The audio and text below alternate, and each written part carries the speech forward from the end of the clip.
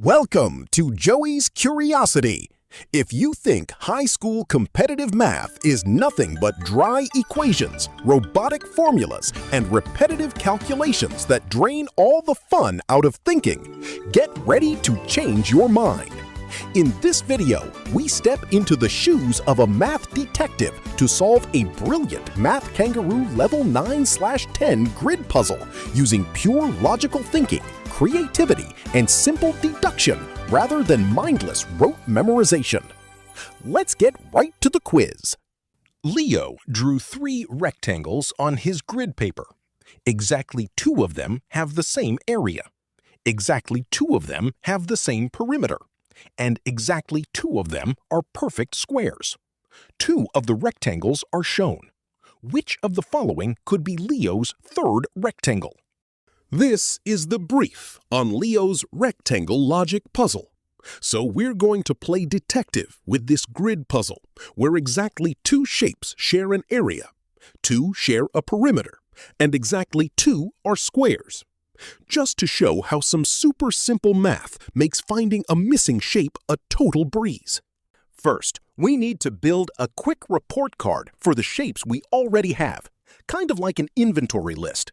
We've got a 4x4 grid, which is a square with an area of 16 and a perimeter of 16. We also have a 2x8 rectangle, and doing the quick math, that gives us an area of 16 too, but a perimeter of 20. Second, let's take that report card and apply the puzzle's golden exactly 2 rule to build a profile for our mystery shape. So since both known shapes already have an area of 16, what happens if our third shape does too?